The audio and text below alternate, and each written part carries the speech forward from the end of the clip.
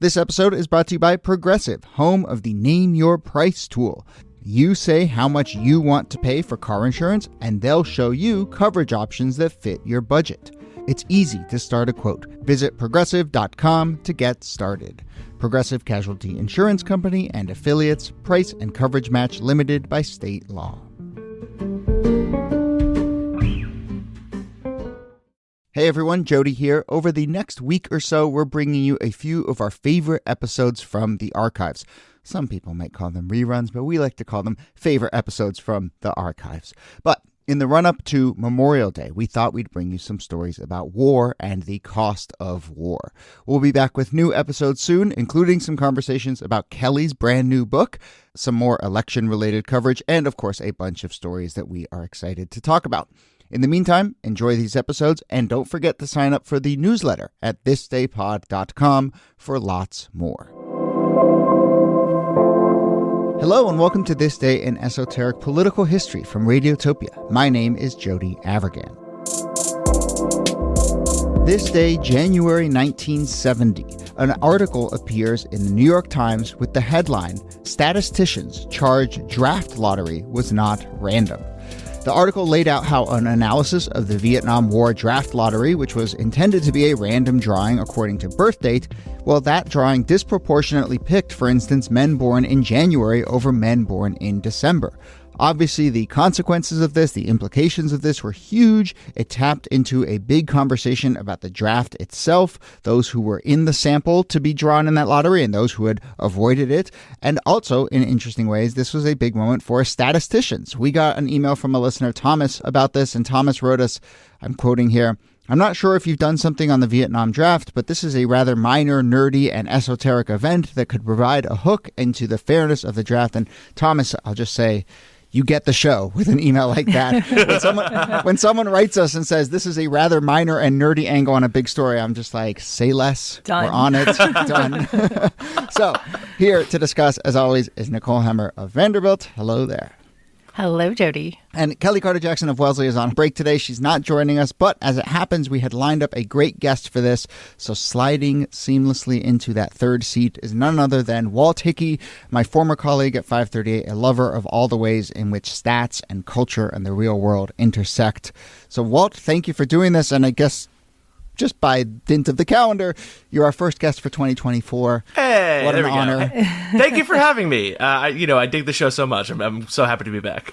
Yeah, and the last time you were on the show was for your book, which you wrote last year called You Are What You Watch, and people should go check that out. And that was about pop culture and stats and how data helps us understand culture. This is a story about how stats and stats analysis kind of uncovered a really interesting moment in U.S. history and a phenomenon. And Walt, when I reached out to you, just this kind of person who loves interesting stats stories, I asked you, did you know about this? And I think you mentioned that in one of your graduate classes or something, there was a little case study about this or something? Yeah, so it comes up. It's because it's a wonderful government data set, and there's a few, like, it's fairly instructive of, this thing that we call randomness, and it's a good illustration of, how one can detect, when something is and isn't random, and it's cool. It's got some academic potential, I would say, as well. It just kind of came across at some point in college. And what is random, and how do we attain true randomness, is a really exciting and compelling question that we could talk for hours on, but we are not going to do that. So to frame the kind of two interesting statistical stories floating here, there's the specific one about this question of randomness in the draft. But then also, I think you're alluding to, we can get to this, but the draft itself serves as a really interesting data set where you can study the consequences of people who were drafted. It's a very interesting random sample, right? Yeah. And so we'll get a little bit to that and all the studies over the decades after the Vietnam War draft that looked at that. But Niki, do you have thoughts on this particular scandal story about the draft itself? Well, in particular, like this idea of, first of all, the randomization not being really random, it's such a great statistical study because the stakes are so high. Yeah. Right. In most cases, statistics are novel and interesting, and they are important. But in this case, like the idea that it was non-randomized, people can point to that and say, my son, daughter, cousin had to go to war, and potentially die because this thing that looked randomized wasn't randomized. And what's fascinating about this particular story, so the draft lottery is set up for 1970. And there are lots of different ways to randomize things. I think probably, Walt, you can tell us the various ways that you can. But in some ways, they were putting on a show of the lottery. And it was that show itself that compromised the randomness, because all of the things that they were doing to kind of show that this was being done fairly, to make it look transparent, actually contributed to the flaws in their method. Yeah. So November 26th of the previous year, 69, President Nixon orders a selective service system to establish a random selection sequence for induction. And it basically just says there should be a lottery based on birthdays, but no other instructions on methodology beyond that, which I think is exactly the kind of thing, if you're a statistician, the kind of vague instructions you get and you have to develop a methodology. And Walt, do you have anything to say about kind of how they decided to put randomness into this system? Yeah, so just to back out a little bit, they picked birthdays. So the balls, so to speak, in the hopper are going to be dates that are dates of birth. And so if you were born on September 14th, your number came up first. And so everybody born on September 14th was then, the first in line to be drafted. And so it basically ranked 366 days, or I think 366. No, 66, yeah. Right? They have that leap year in there. Yeah. In order of when you're in the queue to go to Vietnam. And so, on one hand, you don't really need to randomize birthdays because your human births are already pretty random. Like, obviously, there's one contributing factor, but, there's no huge spikes in birth over the course of the year. If you started at January 1 and then ended at December 31, you would randomly select, effectively, the American population. So, that being said, that's not really fair. It's hard to just kind of pick the first date of a month and say, that's when the draft starts. And so to kind of wash their hands of some of that, they did the classic casting of lots. And so, an element of this that took some people by surprise was that, we have random number generators, or pretty good ones, right? And they could have just called the boys at Rand and said, hey, take it to the computer, randomize the 366 dates, get them back to us, and then we will read them out on the television.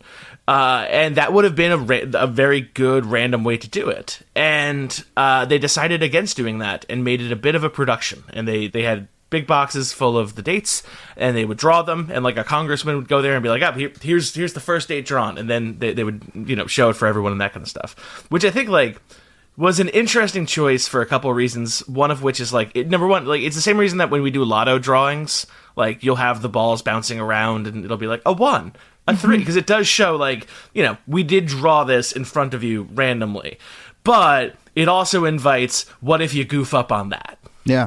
And people want to see that in front of them, which is an interesting sort of psychological thing. It's the television era, and right. There's an inherent mistrust of the government at this point. And so, you do kind of, I empathize with them when they're like, yeah, no, they do need to see that this is being done, but we can get to it. But that exact thing is what ended up botching it. So 366 blue plastic capsules. Each one has a birth date in front of it, and they're hand-drawn out of a box. And this is a TV show, right, Niki? Yeah. It is. It's televised. And that, I think, is what was just saying is what's so important about it, because trust in the government, especially about the Vietnam War, had gone way, way down as of 1968. There really was a sense that the draft was unfair, that it was targeting people who were poor, people who were not white. And so there was this real sense that we need to do something to show, first of all, to do the draft differently, to push back against these critiques, but also to show that this is a fair and random process. So that's why you get a kind of spectacle around it. It kind of feels a little bit like the Hunger Games, which is a tough parallel. But the idea is, again, even if we're not achieving the randomness, we have to make people feel like this is a fair, transparent, and just kind of chance-based system. So we pull all of the favor and bias out of it. The story of how it goes wrong is really interesting because they put those little blue balls that you were talking about, Jody, in by month. So that first they put all of the January balls in and they stir it around, and then they put all the February balls in and they stir it around, and they keep doing that until they get to December.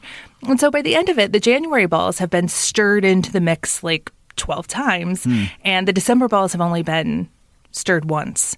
And you actually get more December dates pulled out early because they haven't been as well mixed in. And so if you were born later in the year, odds were your number was going to be much higher, and therefore you were much more likely to be drafted.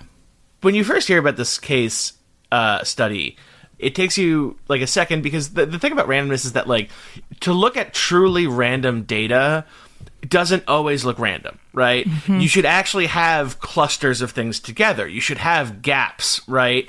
You shouldn't have a fairly uniform distribution of, let's just say, dots on a grid, because that actually isn't random, right? It looks random. Your brain might think it's random, but it's not. It's just kind of a more uniform distribution. You do want to see clustering. You do want to see these things coalesce around each other a little bit. You want to see things that don't entirely look random, because that is incidentally why it is random. And so, so at first glance, you might hear like, oh yeah, the draft lottery had a disproportionate number of people from certain months drawn. And you might be like, that's not really a thing. But if you look at the data, actually, no, you can actually draw a fairly linear like relationship between what month you were born in, and you were able to kind of fairly distinctly say that it was, potentially not well mixed and not well done and not in fact random. And is that in part because the sample size is big enough here that it will smooth over some of that natural clustering? That, like, I guess I'm saying there was a confidence here that we can see that there isn't pure randomness in this sample size. Oh, we totally can. Yeah, you can run it through fairly standard statistical software and figure out essentially when the expectation of what you would have versus just when things are outside of that possible range of statistically viable things. You can kind of start dismissing the idea that an allocation is entirely random. So I feel like I'm back on the 538 podcast here asking about asking a very naive question to someone who really knows stats very well. But I will do that right now. And just to point out, this analysis starts to show that the average draft position for men born in January was 201, while the average number for December was 122. So if you were in December, you were at a distinct disadvantage. And then, as you were hinting at, you can run all these tests and simulations to kind of test out the randomness in this. And so the odds of the linear decline in draft order, so basically people determined that the odds of something like this result happening were 50,000 or 100,000 to 1. And then, in reading about this, I'm going to read a phrase to you, Walt, and you're going to tell us what it means. But it said, a Monte Carlo simulation found that the probability of a random order of months being this close to the 1 through 12 sequence expected for unsorted clips was 0.09. So I'll confess that I spent many years at 538 listening to people refer to Monte Carlo simulations and me just kind of nodding along and being like, oh yeah, the Monte Carlo simulation. But put that in layman's terms. I mean, what are the kind of ways that you can use simulations to test and say, how expected would this result be?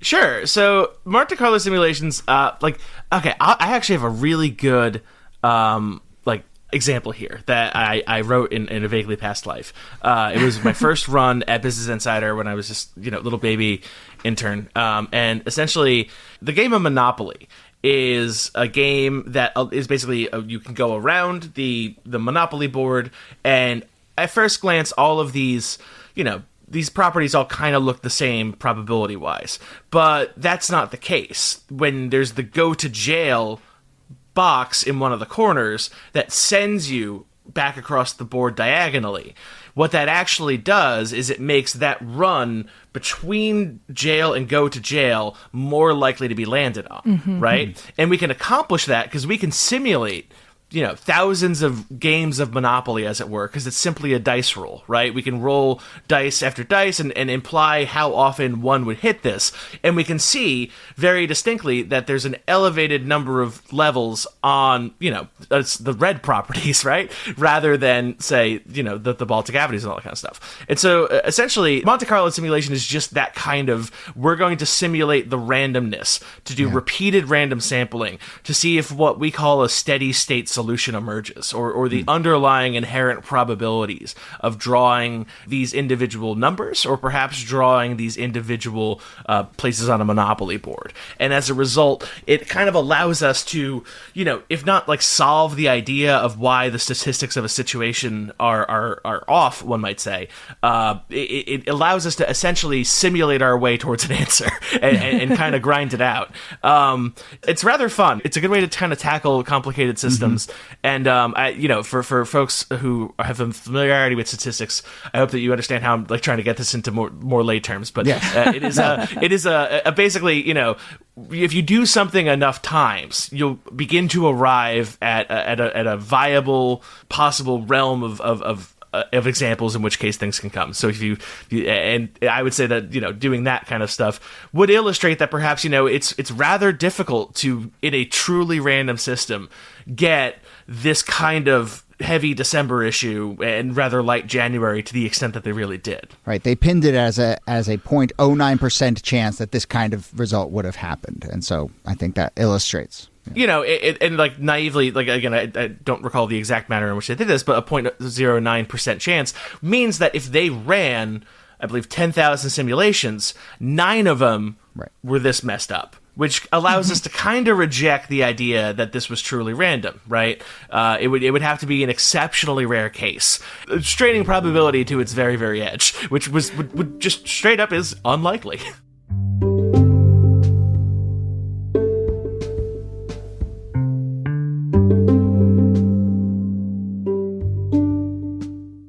Hey everyone, Jody here. Now before we get started, I want to thank everyone who regularly supports this show. Listener support is really important to us. In fact, it is a huge part of how we are able to make this show.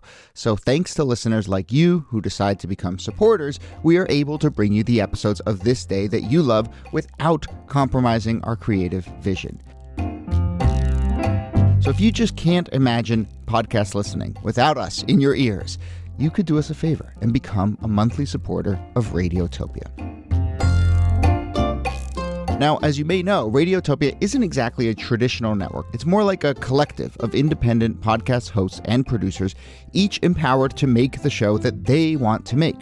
But there is also a ton that Radiotopia does to support the shows, from marketing to business support and ad sales to some of the technical stuff like servers and hosting platforms and so forth. Kind of stuff you don't notice until it goes wrong. They help take care of that. I lean on the folks at Radiotopia all the time when I have a new idea or encounter a problem as we go about making this show. And to get into the nitty-gritty a bit about how it works, when you support Radiotopia as a listener of This Day, some of that money comes to us, and some of it is also split across all of the shows in the network, which I really love. We are all in this together. And your support means that we will not just survive, but we will thrive at a time when independence in media is extremely rare. And I cannot overstate this enough, it also just feels really good to support something that you believe in. So, if that's you, if you want to take that step from listener to supporter, you can do it right now at radiotopia.fm/donate. Once again, anything you can do to support helps. Radiotopia.fm/donate. And thank you. All right, back to the show.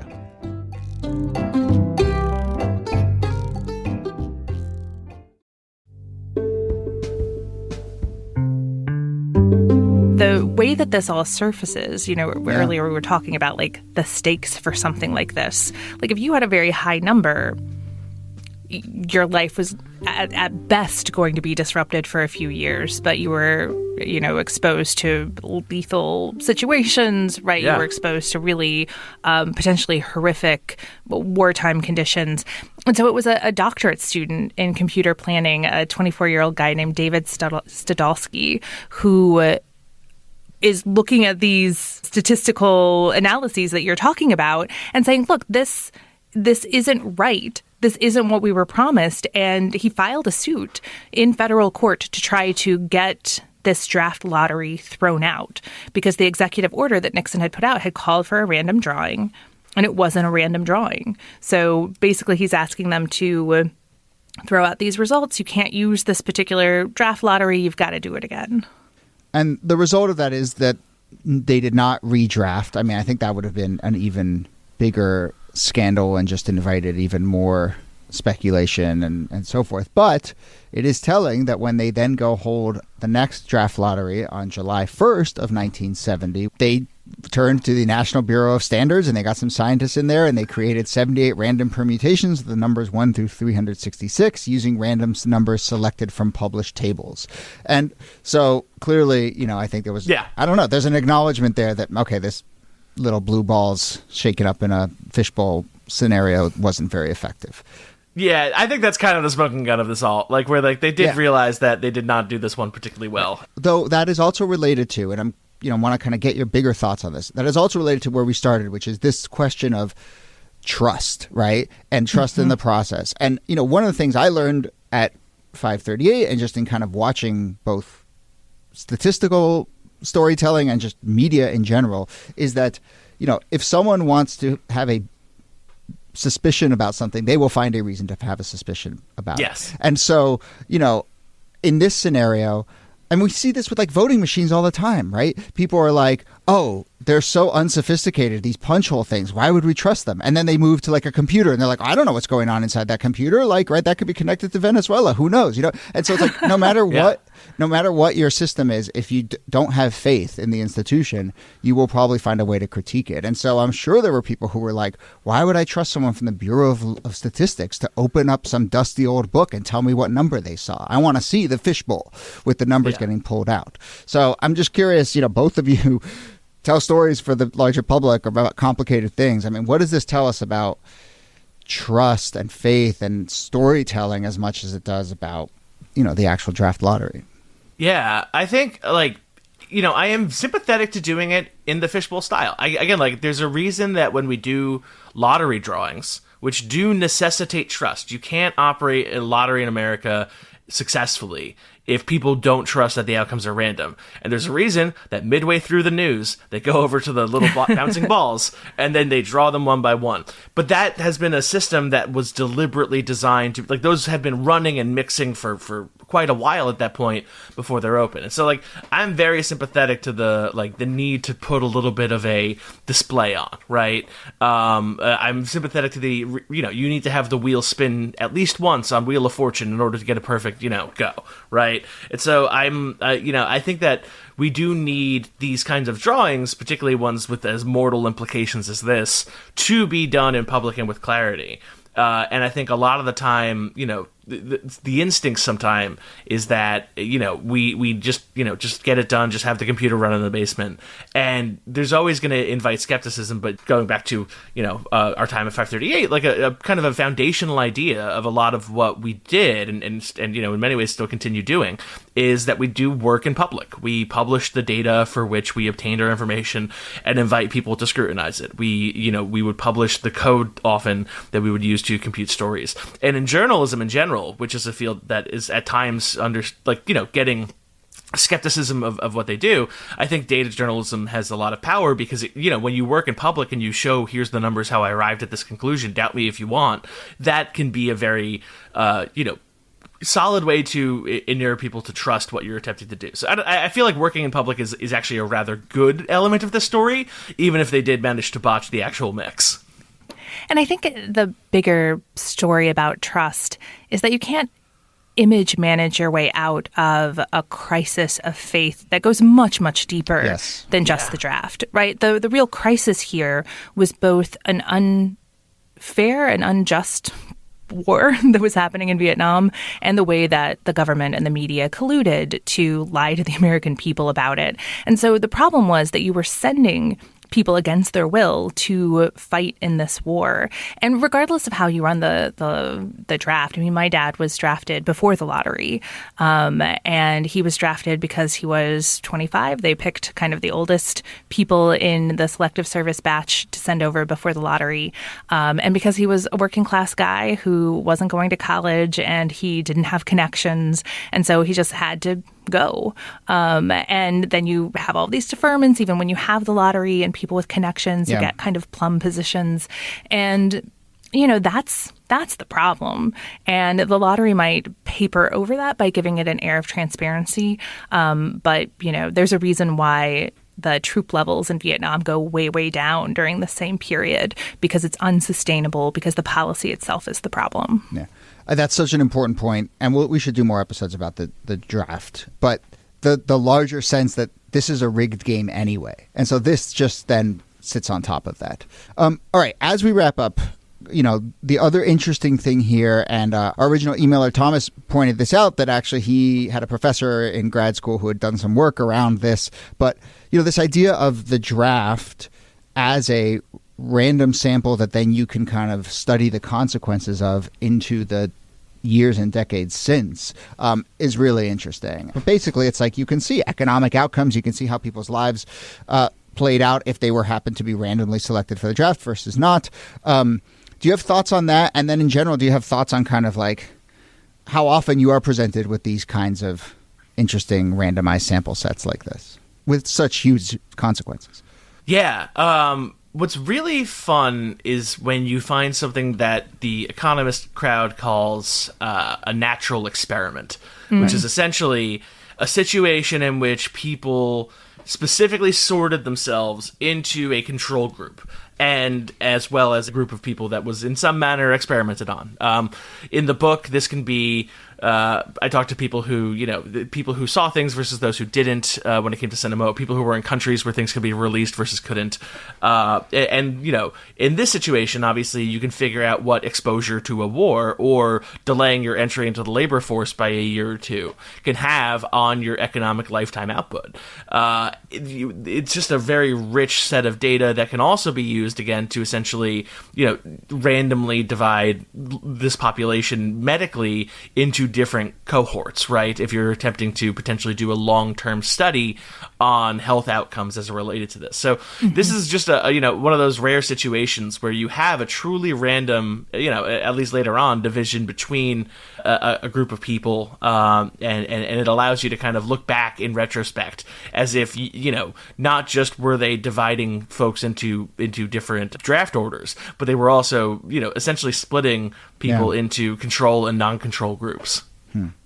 Really fascinating, and maybe we will return to some of that as a legacy of the war, and certainly we will return to the draft as a really interesting historical phenomenon. But one more mention of Thomas's initial email, because I just want to point out that he sent this to us and said, rather minor, check. Nerdy, check. Esoteric, check. I think we've done it. We did it. Thank you. But no, this is really, really, truly fascinating. Walt, I can't think of a better guest to come on and help walk us through this.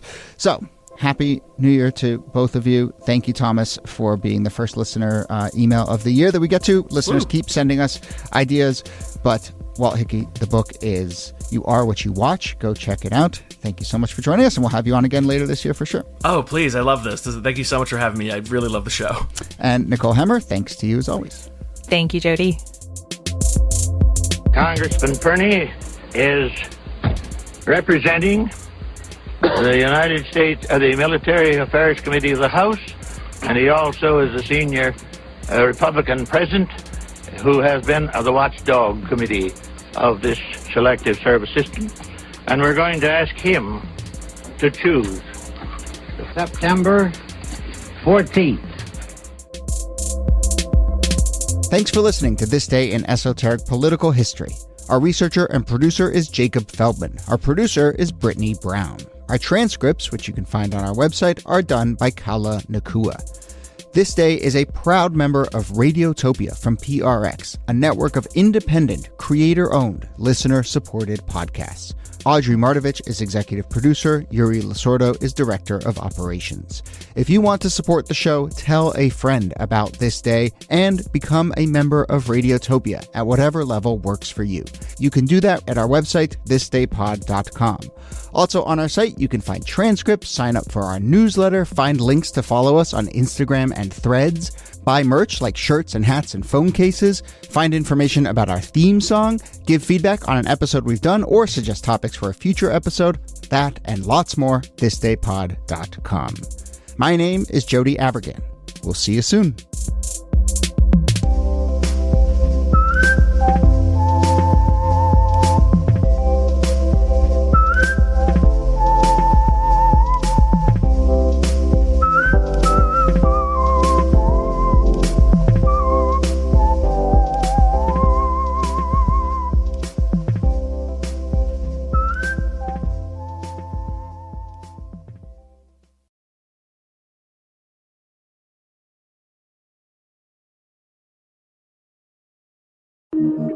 Radiotopia.